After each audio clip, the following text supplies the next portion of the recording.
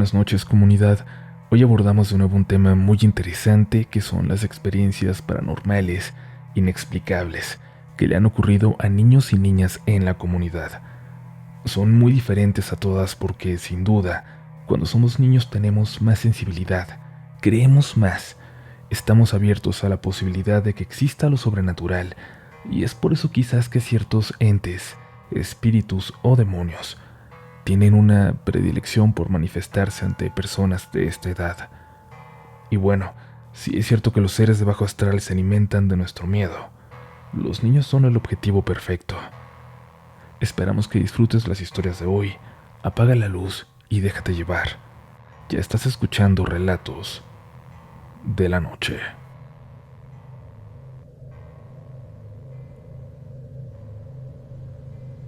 Lo que voy a compartir es un recuerdo bastante fuerte que comparto con dos de mis primos. Todos los demás, incluso los que estaban cerca de nosotros cuando sucedió, siguen burlándose, diciéndonos que es una locura, que eso nunca sucedió.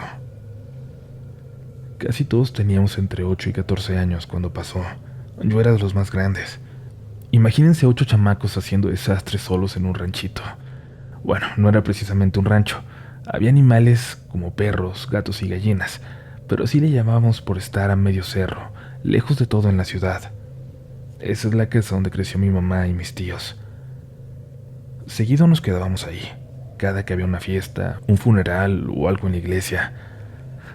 Mi familia es muy de separar a los niños de las cosas de adultos, a las que íbamos hasta los 16, pero disfrutábamos quedarnos solos. Recuerdo que aquella vez acababan de llevar una televisión al rancho, algo que antes no teníamos ahí, y nos la pasamos viendo películas todo ese día. Al final pusimos unas de terror. Eran muy viejas, de esas en donde se notan las máscaras de los monstruos, pero así nos aterraron.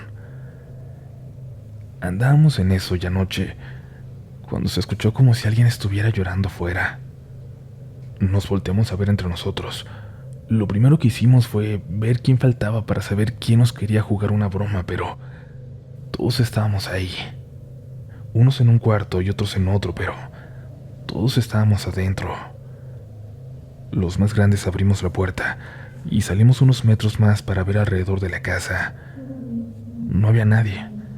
No parecía haber nadie, pero se escuchaba el llanto a lo lejos. Se parecía mucho al canto de un búho, y por un momento nos calmamos. Eso es, solo un tecolote, solo eso. Pero lo escuchamos de nuevo, esta vez dentro del cuartucho de los tiliches, un lugar lleno de cajas y cosas que se utilizaban para cuidar el lugar. Nos acercamos hacia allá. Estaba cerrado por fuera. Era imposible que hubiera alguien adentro, pero siempre me voy a acordar de esto. Cuando abrimos, cuando iluminamos hacia adentro, entre el espacio de 2 cajas, un espacio de apenas 15 centímetros entre caja y caja, sobre una repisa de madera, ahí se estaba asomando alguien, una cara, la cara de una señora. Era físicamente imposible que hubiera alguien ahí, pero lo vimos todos con claridad.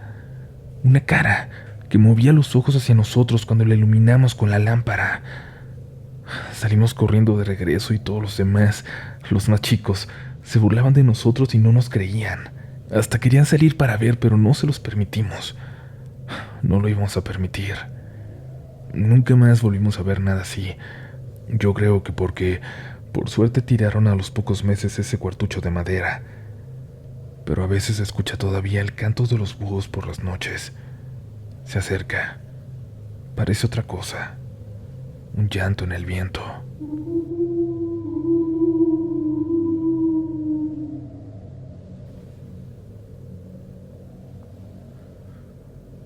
Voy a contarles algo que me duele aún, pues creo que nunca tuvimos un cierre. Algo que le pasó a un niño que estuvo con nosotros por algunas semanas y del que muy lamentablemente no supimos nada más. Sucedió en un tiempo muy duro para nosotros, para mi familia. Mi hermana mayor, de tan solo 14 años, pasó por una enfermedad muy larga, muy dolorosa, hasta que murió. Mi papá tenía 2 negocios, pero el tratamiento de mi hermana los evaporó en menos de un año. No teníamos seguros ni nada por el estilo. todo el tratamiento salió de los ahorros, de lo que teníamos, de la casa. Y siento que hasta después de un mes de la muerte de mi hermana, despertamos. Abrimos los ojos a la realidad, a la vida que tenía que seguir, y nos dimos cuenta de que ya no teníamos nada. Nos mudamos a una zona muy dura de la ciudad y tuvimos suerte porque nos prestaron una casa grande de un amigo de mi padre. Y es que no teníamos ni para pagar una renta. Mis papás no tenían trabajo, yo estaba en sexto de primaria. Poco a poco íbamos saliendo del hoyo.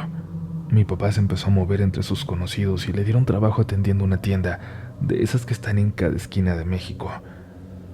Le fue tan bien que el dueño, un conocido, le ofreció administrar otra más que estaba a punto de abrir. Le dio la oportunidad de que él se encargara de todo y por supuesto que mi papá aceptó. También se llevó a trabajar a mi mamá y a una señora que vivía a 2 casas de nosotros y que tenía mucho tiempo sin conseguir trabajo por ser mayor. Nos recuperábamos y entonces pasó algo terrible en la calle, apenas a unas casas de nosotros. Un crimen que no quiero, no puedo describir, de verdad que no. Un crimen del que solo sobrevivió un pequeño, un año más chico que yo. Recuerdo que todos en la calle se movilizaron, todos fueron a ver. La policía quería llevarse al niño, pero nosotros, todos allí, sabíamos que él era especial. No hablaba con nadie, solo con su familia. Tenía muchos problemas y entre todos empezamos a decirle a los policías que había familia ahí entre nosotros, que lo íbamos a cuidar. Y contra todo pronóstico, una mujer policía que además conocía a todos ahí porque había vivido en la calle, se apiadó de él. Dijo que podía quedarse, pero que si no demostraban que éramos familia, pronto regresarían por él. Entre los vecinos se empezaron a mover para contactar a la abuela, que vivía muy lejos. Le avisaron lo que había ocurrido y la señora dijo que iría pronto, que cuidáramos por favor de su nieto, que conseguiría dinero y tomaría un autobús que le llevara hasta allá. Ella vivía literalmente hasta el otro lado del país. Sería cuestión de días y mi mamá dijo que nosotros cuidaríamos del niño. Mi papá se sorprendió, pero lo entendió. Mi mamá sentía una necesidad casi obsesiva de cuidar a los niños, sobre todo después de lo que había ocurrido con mi hermana. El niño estuvo con nosotros esa noche y otras 2, y fueron las más extrañas, las más aterradoras de mi vida. Como ya les dije, él no hablaba mucho, y mucho menos después de lo que había pasado. Por lo que supimos, no había presenciado el crimen, pero estuvo ahí en la casa. La habitó toda esa mañana, toda la tarde también, hasta que alguien más llegó y se dio cuenta de lo que había pasado. No parecía estar traumatizado, pero cuando lo llevamos a mi cuarto solo se sentó en la cama. Le dijimos que se durmiera un rato, pero no lo hizo y no quisimos presionarlo. Dejamos la puerta abierta y mi mamá dijo que ella iba a regresar para quedarse con él. Pero ahí fue cuando lo escuchamos hablar, a él solo, cuando nos dimos cuenta de que no era mudo, simplemente no hablaba con nadie fuera de su familia. Mi mamá acomodó un manta en el piso. Le dijo que ella se iba a quedar ahí con él para asegurarse de que pudiera dormir, de que no tuviera un mal sueño. El niño la vio sin contestar nada. Por fin se acostó. Mi papá me habló. Me dijo que yo me quedaría con él. Dejamos la puerta abierta también en caso de que mi mamá necesitara ayuda. Ya era de madrugada. No sé qué hora, pero mi papá estaba roncando. Dormía profundamente. A mí me despertó el sonido de alguien tocando en la sala, pero no en la puerta. Era en la ventana. En la ventana, como si quisieran llamar la atención de alguien sin despertarnos. Le hablé a mi papá, pero tenía el sueño muy pesado, así que me levanté para avisarle a mi mamá. Al salir del cuarto volví a escuchar aquel sonido. Era claro que no lo estaba soñando, que no era mi imaginación. Me acerqué muy despacio y agachado a la puerta de mi habitación, sin voltear a la ventana de la sala, de donde provenía aquel sonido. Me daba miedo. Entreabrí la puerta para avisarle a mi mamá. Estaba muy dormida. El niño estaba sentado en la cama, pero debajo de una cobija, como si algo le asustara, como si algo viniera por él. Le traté de hablar a mi mamá susurrándole. El niño volteó hacia mí. No supe si me alcanzaba a ver debajo de las cobijas, pero le dije que se calmara, que no tuviera miedo, que nosotros lo íbamos a cuidar. No hizo ningún movimiento más y como mi mamá no despertaba, yo me armé de valor. Caminé muy despacio hacia la oscuridad de la sala. Me detuve. Se me congeló el corazón. Lo que estaba tocando la ventana no lo hacía desde afuera. Estaba dentro.